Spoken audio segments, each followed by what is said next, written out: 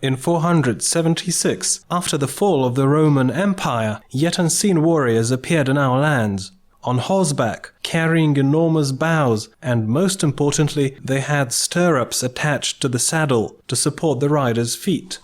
We tried that too, and found that it was a great discovery. Riding a horse became a pleasure, and we became more powerful when we had to hit an enemy or kill an animal.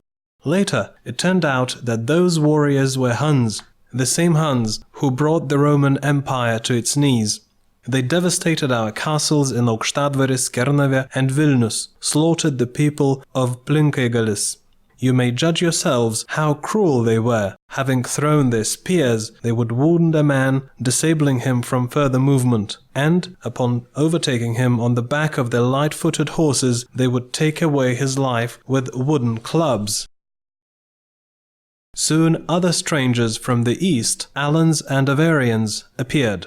German tribes bestowed a new force in the European ethnos, the Slavs emerged, who from the end of the 5th century started breaking through the Dnieper basin and spread in the vast territories of Europe in the 6th and 7th centuries. At the same time, our relatives, the Balts of the Dnieper basin, felt the drive of the Slavs. Some of them tried to escape in the direction of Western Balts. The others were assimilated by the numerous Slavs in the course of the 6th and 7th centuries. We, Aisčians, living by the Baltic Sea, were also different. We lived in the period which you defined as a military democracy. We had unwritten laws which inspired the admiration of Publius Cornelius Tacitus.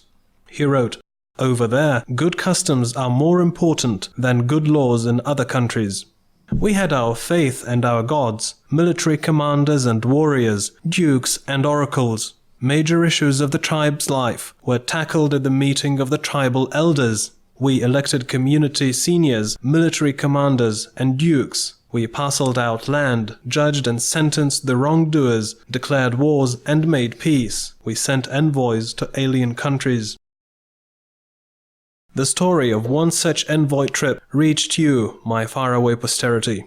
Between 523 and 526, we traveled to the Ostrogoth king Theodoric in Ravenna, Italy. We brought him presents, amber, which was so highly valued in the world, and he handed the following letter to our dukes. He wrote, "Visit us more often and use those roads which were opened by your love. Concord with wealthy kings is always a useful thing." Having rewritten this letter from the king's advisor, Flavius Cassiodorus, Jordan, who was a Goth, added, "On the ocean shore, Aisčians, a highly peaceful tribe, reside." But I shall witness something different. Yes, we were peaceful, but we were also able to fight. Much will be told to you by the graves of our dukes and warriors in Krikščionis, Plinkaigalis, Vidgiriai, Taurapilis.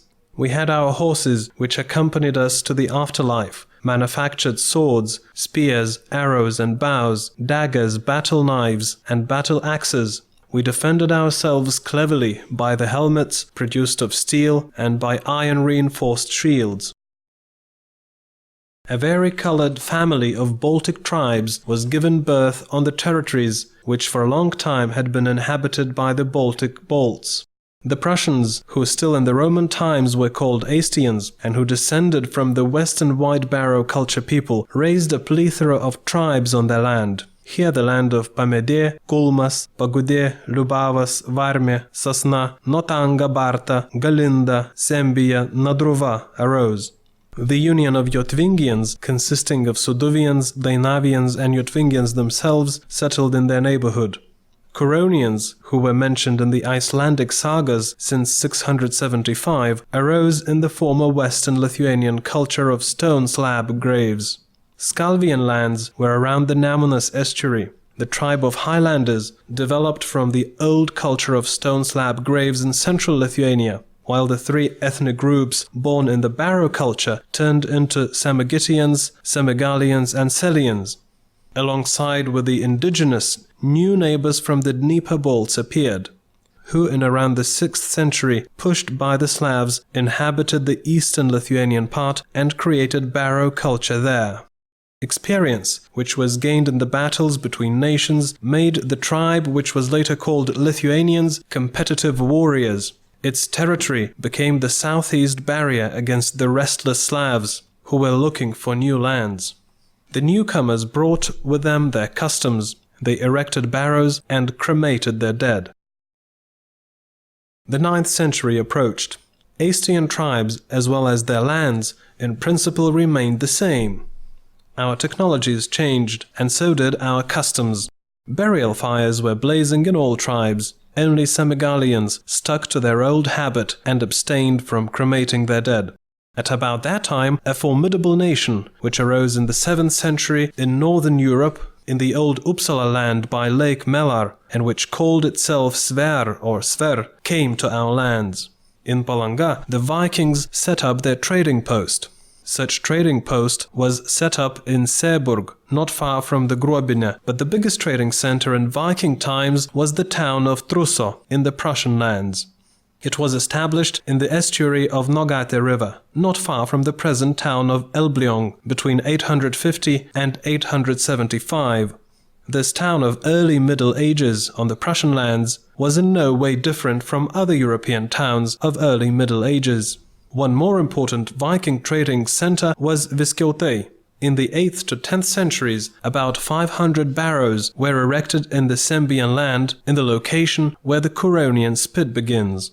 Apart from Sembians, they became the burial ground for numerous Scandinavians, together with their rich silver and bronze decorations, weapons, horse bridles, saddles and other articles. Vikings enabled us to behold the so far unseen decorations and armaments, and especially ornate battle axes. Vikings were not only involved in trading, they also plundered our lands. Rimbert's Chronicle states that in 853 Danish Vikings came to Curonian lands in numerous ships. The Curonians defeated them and the Danes lost all their property. Later Swedish King Olaf decided to do what the Danes had failed to do. In 854 he organized a big crusade to the Curonian lands. First of all he devastated the Curonian town Zeeburg. Later on he laid a siege on Apuole. According to Rimbert, 15,000 warriors of Apuole defended the castle, but on the 9th day they surrendered. In around 890 to 893, Anglo-Saxon traveller and tradesman Vulfstano visited Prussian lands on the errand of the English king, Alfred the Great. His report, which reached you, is quite exact. Aisčian land is very big, it has many castles and each has its king. Sometimes wars are waged among them, he said. Here you are, already at that time. Vulfstano noticed the drawback of ours, which rendered us helpless during the onslaught of the Christian Teutonic order. At the end of the 10th century, our Slavonic neighbors became Christian lands. In 966 Poland and in 988 Kievian Russia. It was only us, the last pagans of Europe, who stayed firm, but pretty soon we had the first missionaries coming. In 996, Adalbert, with 2 assistants, arrived in Curonian lands to accomplish their apostolic mission, and at the beginning of the next year, on the 23rd of April, he was killed by the pagans. In 1009, Bruno from Querfurt, a German, arrived to spread Christianity in our lands. This is how Quedlinburg annals report his missionary work. On the 23rd of February 1009, on the Russian-Lithuanian frontier, St. Bruno was hit on the head by the pagans, and together with 18 people of his escort ascended into heaven. As is well known to you at present, it was the first time when the name Lithuania appeared in the chronicles. For 2 long centuries, we've been living our life and constantly clashing with the Russian duchies, the Poles, Scandinavian as well as Danish Vikings, until a new force, Christian Teutonic orders, appeared at the end of the 12th century in the lands of Livians and at the beginning of the 13th century in the Prussian lands.